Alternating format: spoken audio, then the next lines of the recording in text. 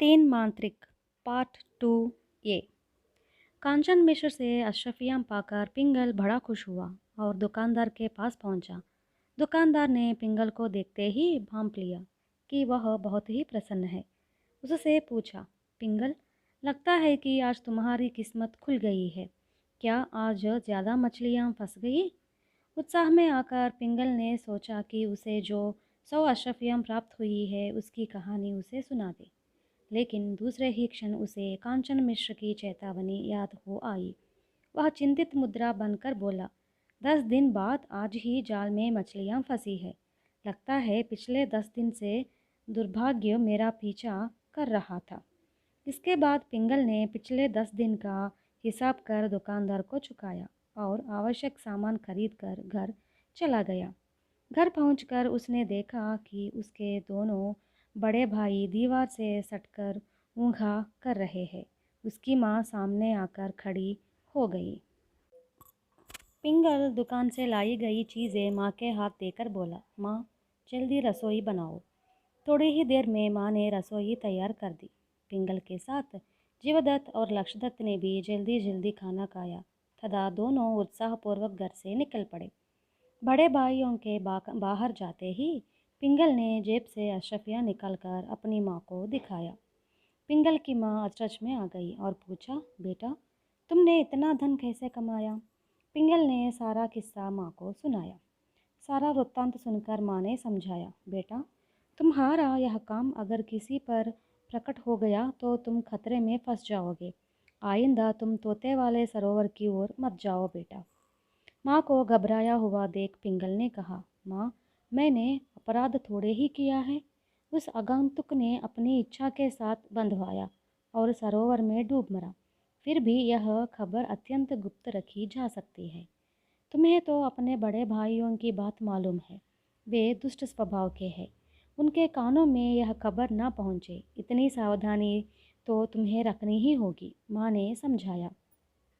इधर 10 दिन बाद उस रात को पिंगल गहरी नींद सोया। दूसरे दिन सवेरे जाल लेकर वह तोते वाले सरोवर की ओर चल पड़ा।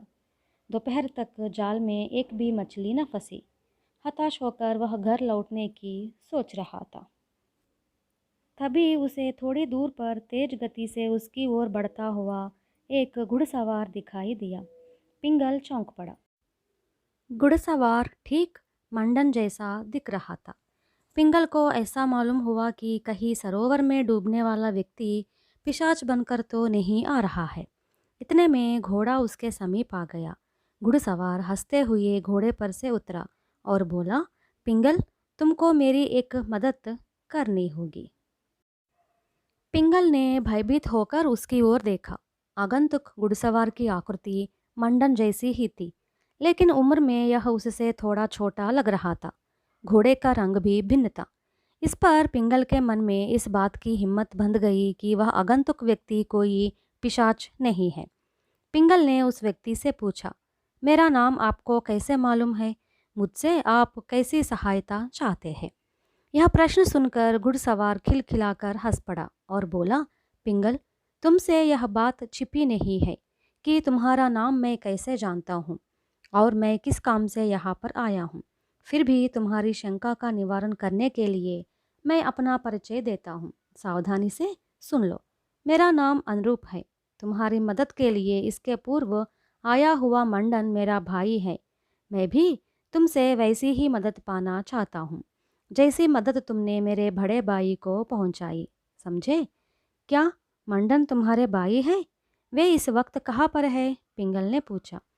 अनुरूप हंसते हंसते लोटपोट हो गया। फिर सरोवर के मध्य भाग की ओर उंगली का इशारा करके बोला, संभवतः मंडन वहाँ पर होगा या अब तक जलचरों का आहार बन गया होगा। वह आइंदा हमें कभी दिखाई नहीं देगा। ऐसी जगह वह पहुँच गया है। तब तो कल यहाँ पर जो कुछ हुआ उसकी तुम्हें पूरी जानकारी है। पिंगल ने कहा, हाँ हाँ, मैं सब कुछ जानता हूँ। तुमसे मैं भी वही मदद चाहता हूँ। अनुरूप ने कहा, मैं मदद अवश्य दूंगा, पर मेरी मदद के लिए इस बार 200 अशरफियाँ चुकानी पड़ेगी। पिंगल ने शर्त रखी। अनुरूप ठाठ कर हंस पड़ा। फिर पिंगल के कंधे पर थपकी देते हुए बोला, पहले ही मेरे मन में संदेह कि संभवतः तुम इस बार 200 अशरफियाँ मांग बैठोगे। इसलिए मैं पहले ही कांचन मिश्र के यहाँ इसका प्रबंध करके आया हूँ। लेकिन तुम यह क्यों सोचते हो कि मैं सरोवर से प्राणों के साथ बाहर नहीं निकल सकता और मंडन की तरह सरोवर में डूबकर जलचरों का आहार बन जाऊंगा। इसके बाद पिंगल ने रस्सी से अनुरूप के हाथ बांध दिए तथा उसको कंधे पर उठा ले जाकर सरोवर में फेंक दिया। सरोवर में गिरने के पूर्व अनुरूप बोला, पिंगल याद रखो, अगर पहले मेरा सर पानी पर तिर गया तो तुम तुरंत पानी में जल फेंक कर मुझको बाहर निकाल लेना, वरना तुम अपने रास्ते चलते बनो और कांचन मिश्रा से अपनी रकम वसूल कर लो। पिंगल जाल लेकर सरोवर के किनारे पर तैयार हो खड़ा हो गया।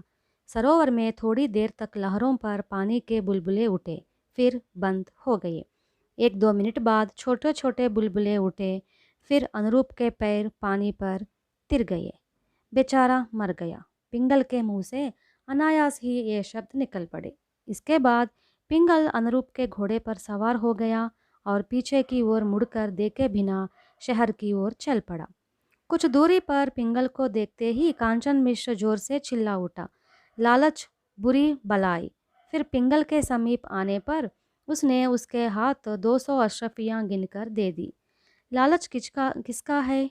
क्या मेरा है? क्या आपको पता है कि ये 200 अशरफियाँ पाने के लिए मुझे कैसी मेहनत करनी पड़ी है? आप शायद नहीं जानते कि इन अशरफियों के वास्ते मुझे अपनी माँ की सलाह का तिरस्कार करना पड़ा और अपनी जान को खतरे में डालना पड़ रहा है। मेरी इस लाचारी की कहानी सुनेंगे तो शायद आप मुझ पर तरस खाते, पिंगल ने कांचन मिश्र से कहा। कांचन मिश्र ने अनिश्चित पूर्वक सर हिलाकर कहा, लालच तुम्हारा नहीं, मरने वालों का है। तुम जो काम करते हो उसके प्रकट हो जाने पर तुम्हें जिस खतरे का सामना करना पड़ेगा, इसकी कल्पना करना कोई असाधारण बात नहीं है। तुम्हारे अंदर भी लालच सर उठा रहा है। कल 100 और आज 200 अशरफियों की तुमने मांग की। इसे लालच ना कहे तो और क्या किया कहा जाए, तुम ही बताओ ना।